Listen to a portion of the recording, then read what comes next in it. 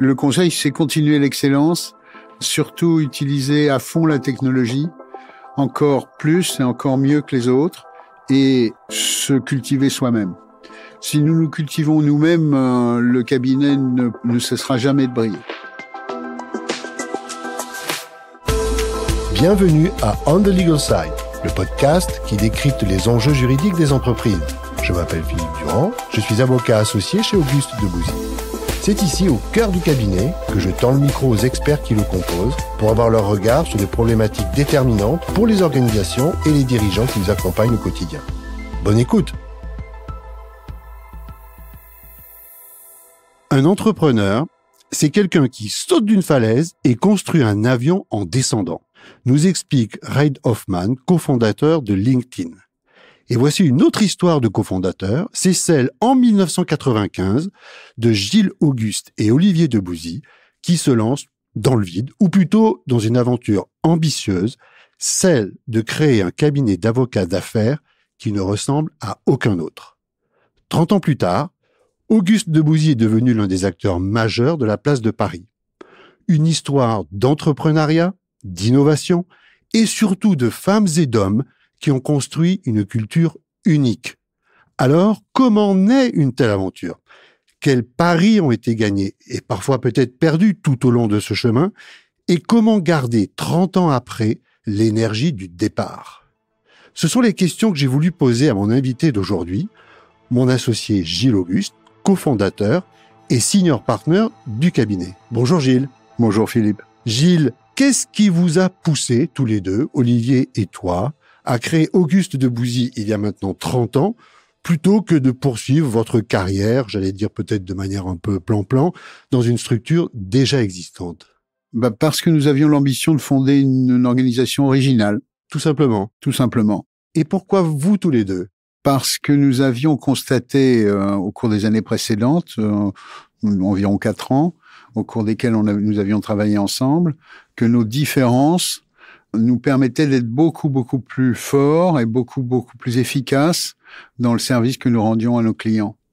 Nos différences de formation et d'expérience, puisque Olivier venait d'une part de l'administration et moi du privé en quelque sorte, puisque j'étais un avocat pas tout à fait classique, puisqu'à l'époque, j'étais un des premiers à avoir en même temps étudié dans une grande école de commerce, en l'occurrence l'ESSEC, pendant qu'Olivier, lui, était énarque.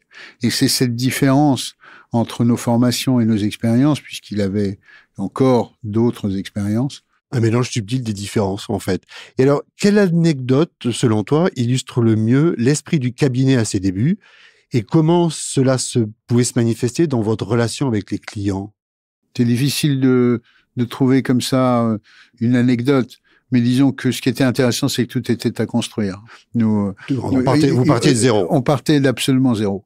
Au point où certaines machines n'étaient pas présentes le premier jour, où on accrochait des affiches au mur pour qu'ils soient moins blancs, etc.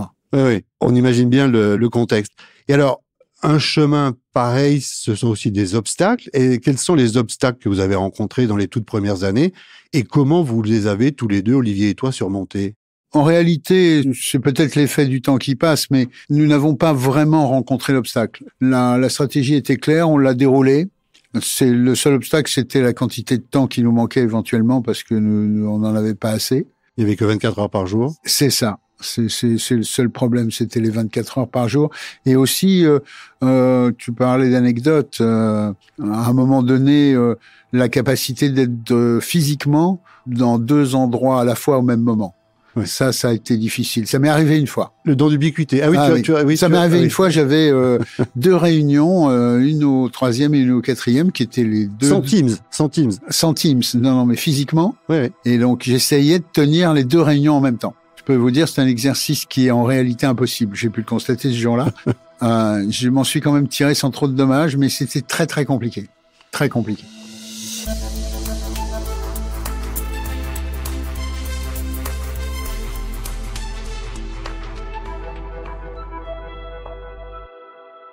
Tout à l'heure, au tout début, quand je t'ai demandé ce qui vous avait poussé à créer ce cabinet, tu m'as parlé d'originalité.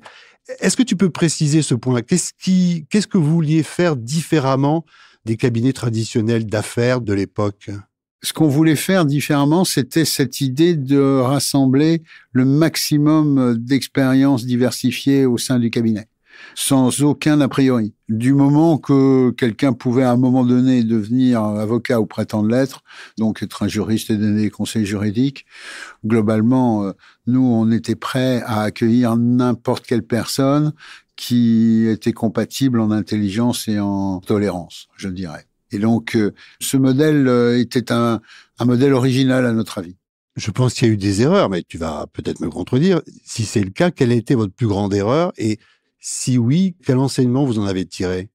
La plus grande erreur, elle a été pendant peut-être quelques temps d'avoir accepté d'être rejoint par des gens qui n'adhéraient pas complètement au principe, puisqu'ils étaient beaucoup plus sur une idée de profit à court terme ou qui n'était pas notre sujet. Une question de casting. C'est une question de casting. C'est ça. Et donc ça, dans des organisations de personnes, ça peut être mortifère, évidemment. Bien sûr. Et donc on a eu une scission qui s'est produite au moment où elle nous a soulagés. En réalité, c'était une ectomie. Ouais. Voilà. J'étais là. Et Gilles, si tu devais, alors peut-être que ça en fait partie, mais si tu devais retenir deux ou trois moments forts, ou 2 ou 3 jalons forts, un peu emblématiques, qui ont marqué ces 30 années d'existence du cabinet, à quel moment ou jalon ou dossier penserais-tu? Alors, les dossiers, ils sont très nombreux et on a tellement de clients magnifiques qui nous ont fait confiance pendant tout ce temps-là que je ne saurais en citer un plus qu'un autre. En ce qui concerne les moments, évidemment, il y a le départ aussi d'Olivier. Ça a été comment tu as réagi terrible. Au moment de la nouvelle de son décès? Je savais qu'on allait continuer et que ça allait marcher. D'ailleurs, Olivier me l'a écrit dans un document qu'il avait laissé. C'était la moitié de ma vie au moment où il est mort et la quasi-totalité de ma vie professionnelle, enfin, à quelque chose près. Olivier m'a dit un jour, quand il a reçu la Légion d'honneur, il a fait un discours dans lequel il a dit que, en s'associant avec moi, il était certain que si un jour il était blessé, quelqu'un le porterait sur son dos. Mmh. Ce jour-là, moi, j'ai perdu la personne qui me porterait sur son dos. Mmh. Tu as immédiatement pensé à ça. Voilà. Et à ce discours. Voilà. Gilles, pour revenir un peu plus vers le présent, oui. Nous avons fêté cette année, en 2025, avec tous nos clients et partenaires, les 30 ans du cabinet, lors d'une soirée mémorable à l'Olympia. Je voulais savoir ce que t'a inspiré ce moment, et puis peut-être plus particulièrement ce que tu as ressenti au moment de monter sur scène pour ton discours.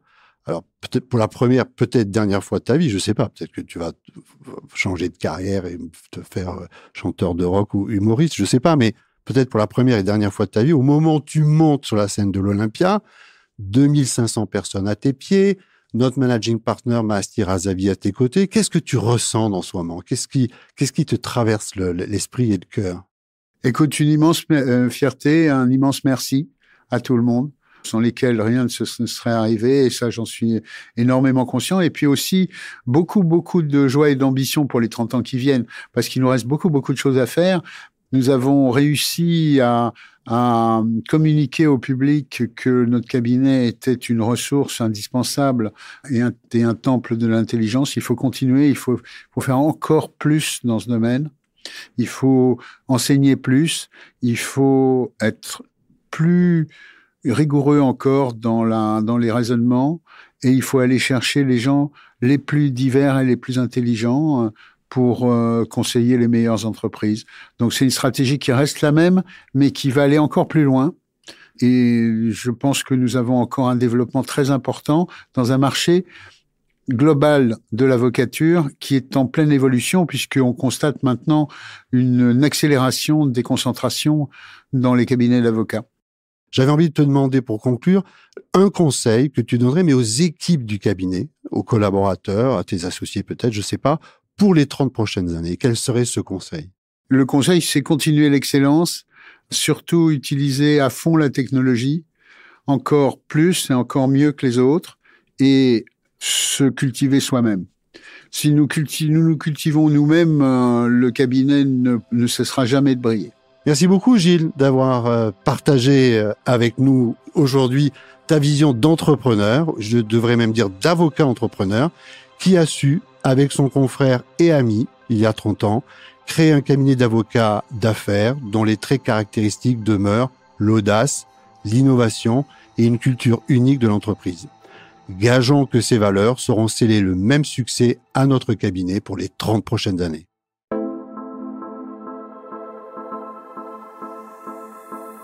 Vous venez d'écouter On the Legal Side, un podcast signé Auguste Debouzy. Un grand merci pour votre écoute. Pour être notifié des prochains épisodes, n'hésitez pas à vous abonner depuis votre plateforme préférée. Pour découvrir le cabinet, ses équipes et ses actualités, rendez-vous sur le site www.auguste-debouzy.com ou dans la description de cet épisode. Cette série audio a été conçue, écrite et réalisée en collaboration avec Aparté Studio et Le Son de l'Encre. À bientôt.